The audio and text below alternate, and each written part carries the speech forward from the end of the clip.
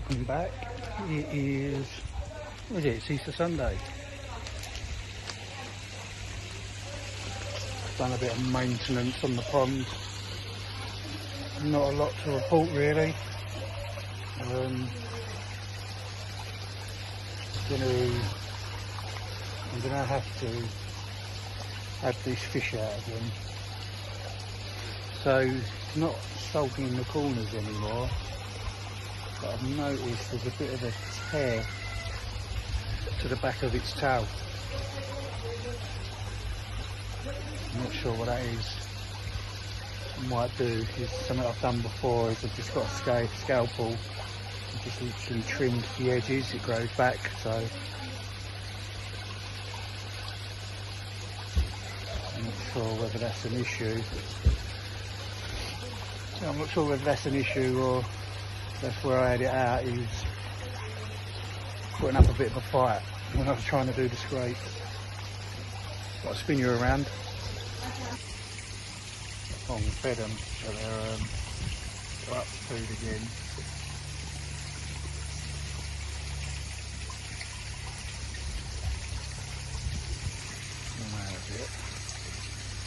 There's this one here, I don't know if you can see, great light.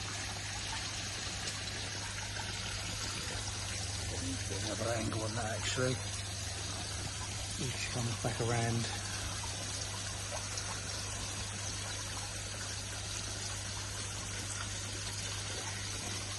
That's the one. Yeah, it's just down now.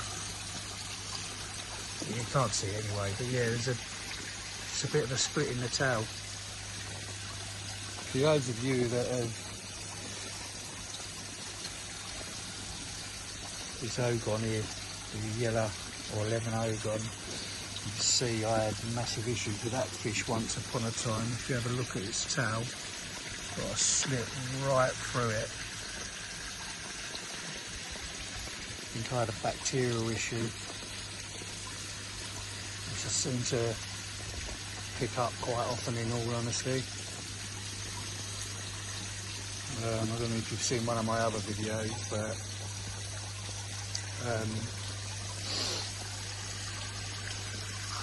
took drastic measures last year and put some of the Vercon tablets in. I have restrained from using them because it did cause me a few issues. The nitrite in my pond, I struggled to get it down after using those tablets. But what I will do is, if I do have any other bacterial issues, I will use them, because one thing it did do is sort that out for me. Yeah, you can see just at the back of his tail. Got a rip on now. But yeah, as I said, not much to add. Just the usual maintenance today.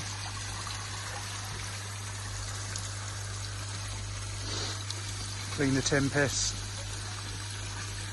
Just clean the matting in the shower. Got a sow up. Don't particularly like anything, but I will put a pagoda up one time. Yeah, and there'll be a video on me doing that.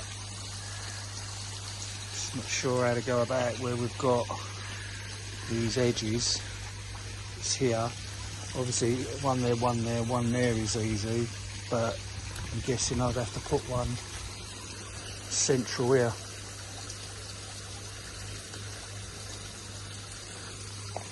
I would have done it by now as well, but I ain't gonna lie. I know these are tough, but to sort of worry a little bit about cracking them when you drill through them. Obviously drilling through into here as well. So what I did is I went with because I was having bricks outside, with the breeze blocks, we put them sideways like that. In hindsight again, probably would have been better off going flat with them.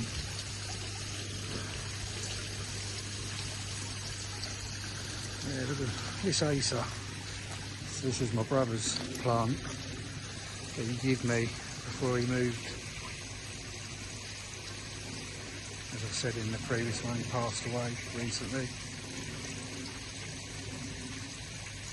But yeah, grown literally within a week or two. We went from having no leaves to like that.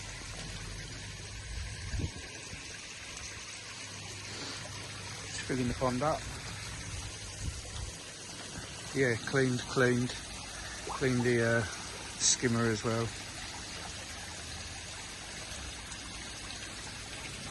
These bubbles,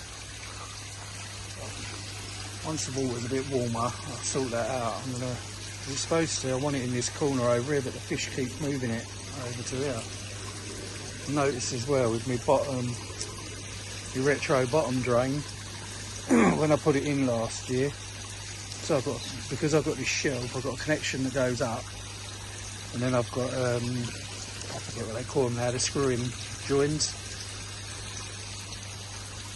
so I could disconnect.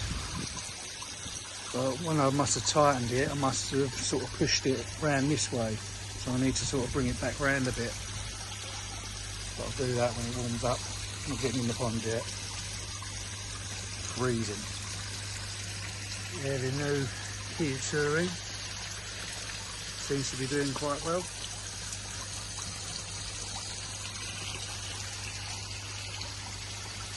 But that's it really. Nothing to report. To say, I do plan to build this. I want all this to be shut off inside. Debating on thinking about putting a floor in as well. Not sure how I'll tackle this over here. I'll probably have to have a hole in the floor because of where the spray pump to the drum is. I'm not up for all that, taking it all apart and starting again sort of thing. I'd rather try and work around it if I can.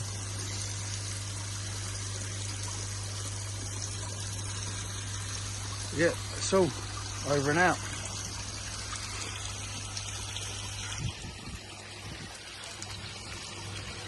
Right, welcome back. So, I've got no air on the pond at the moment. I'm just giving the Tempest a clean out. It's really dirty, mainly because of the blanket weed. But I'm still not happy completely with this fish, this koi here. So what I'm going to do is I'm going to off the UV and I'm going to put some Acriflavine in.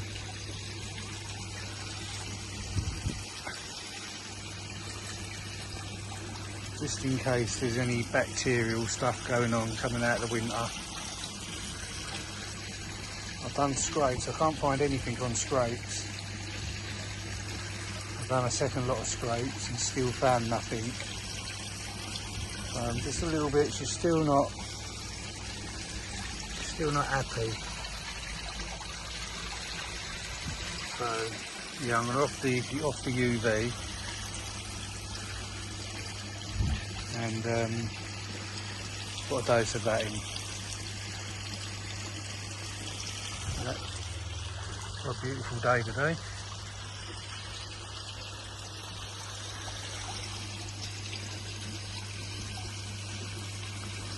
A couple of marks on that. So I've done a scrape on that one and knocked a scale out. It already lost a scale last year as well, so hopefully that'll start healing. But I've tried this stuff before, and if I'm honest, I didn't find it done very much when I had a bacterial issue. So I ended up using the Bacterial, which did the job. although it did cause me some other nitrite issues, so I want to avoid that if I can. I've not seen any flashing, no flashing at all.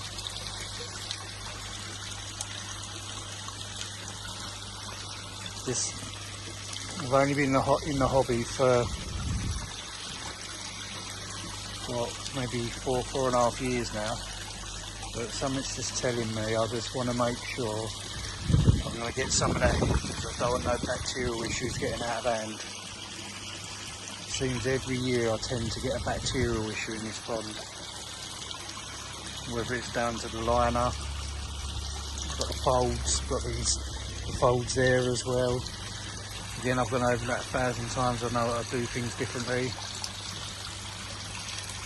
But I just want to, as I'm finding nothing on the scrapes, I just want to knock that in on the head straight away if I possibly can.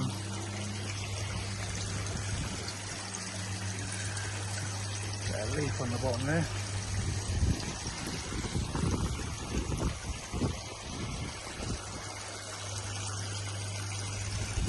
Might do tomorrow, no, not tomorrow, probably leave it till next weekend now. I might get the Hoover out as well, because I've got a bit of crap on the bottom.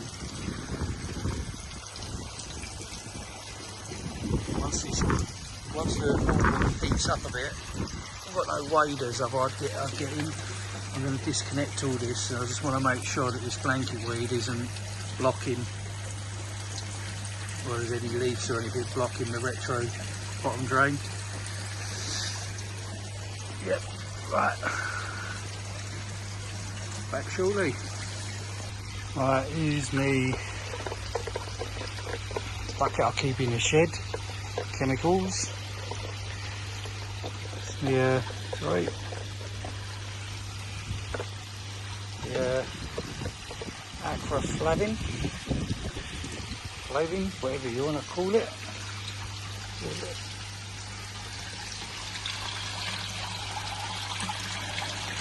So yeah, I was about to say, obviously I know you don't put chemicals in your pond unless you know what's going on, but been there, done that, paid for it, for the delay in doing it, so here we go. Let's get some in. Ooh, going green.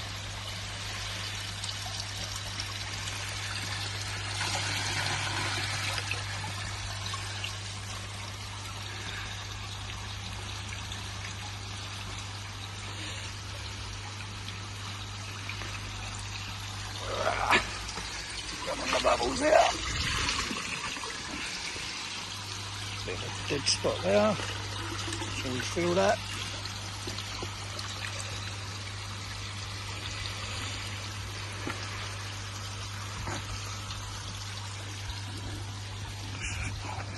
Yeah.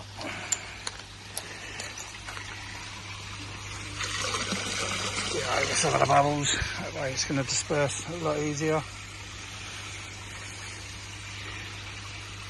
Lovely clean water, no doubt I will be affected by the UV being off. Got to look at getting a new UV this year as well.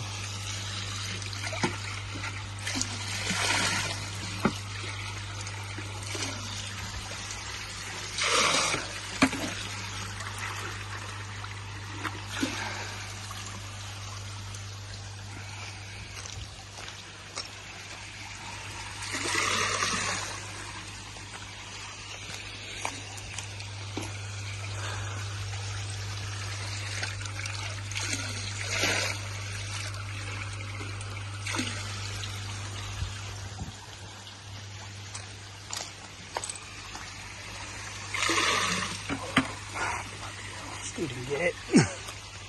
Back around again.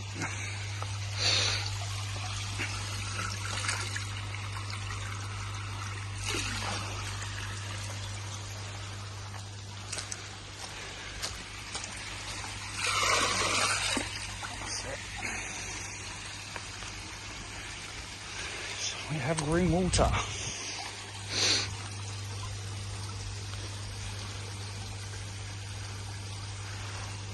I was actually advised by what I call a koi vet, but he sells koi, but he also comes around and does your scrapes, any treatments that you require. Did use him for the first sort of 18 months to 2 years. Just sort of obviously watched what he done really clearly because he's not cheap.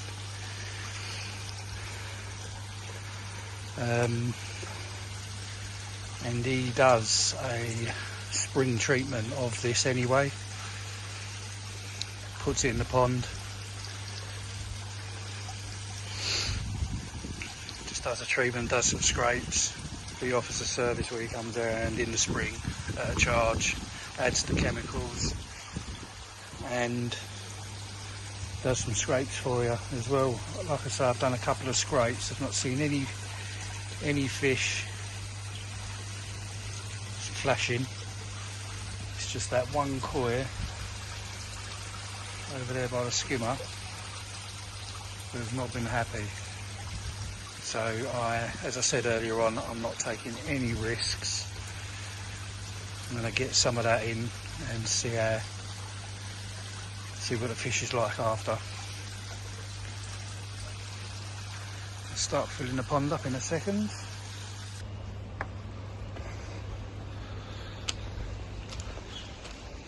Well,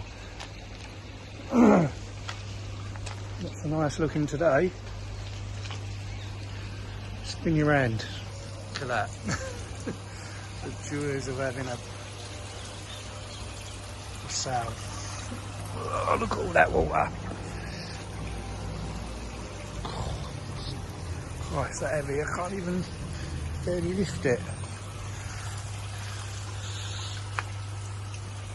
It's all gone baggy. Definitely going to put a pagoda on here.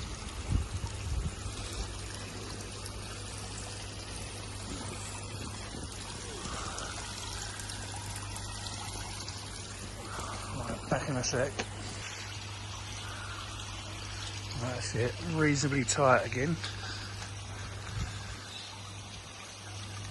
Could have done with a slightly bigger one of these. So the sun, so that's east, over there. You can see that over there. And the sun comes right up over the top and drops in the summer over the back of that corner of those houses.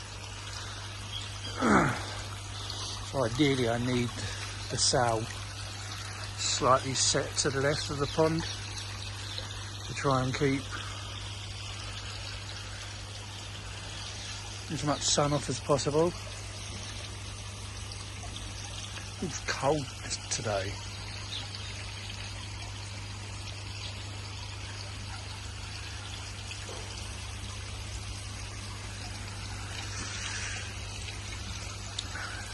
Keep an eye on these. I'm going to drop the feed in. It feels cold. Temperature, based on how it was yesterday, feels like it's dropped.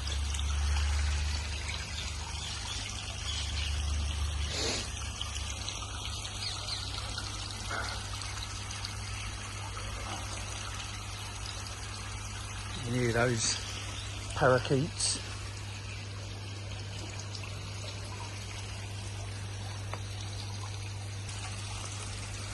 Yeah, I'm going to drop the feed in. I know they want feeding. Might put a little bit in. I put the Acriflavine in there yesterday. Just because this koi down here, koi I got off my brother, it's not been too happy. So just in case it's a bacterial thing coming out of the winter into the summer, stick that in there to knock it on the head, hopefully, if that is the case. Other than that, the koi will look pretty good.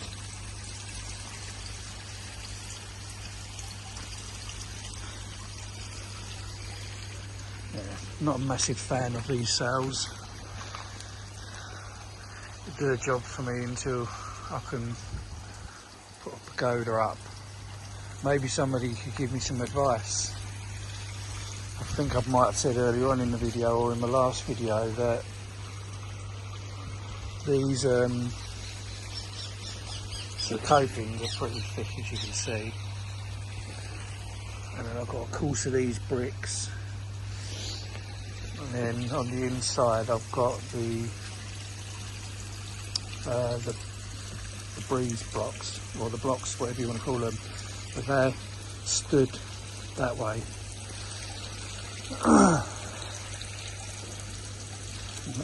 Again, another mistake I made. I should have just laid them flat, give myself a little bit more room to so yeah, what I'm worried about is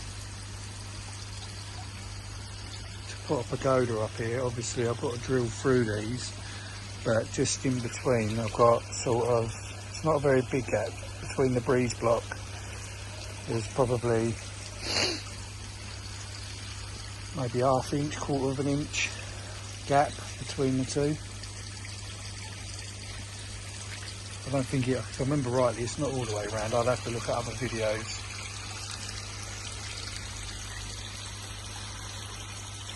From the build.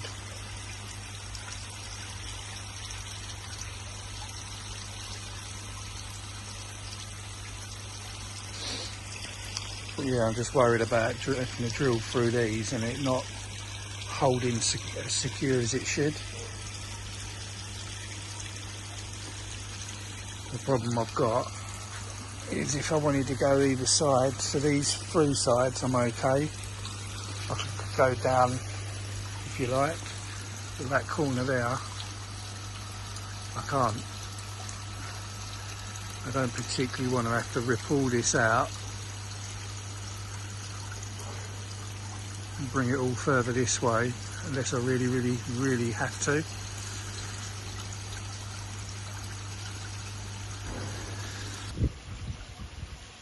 Welcome back to the rest of the square.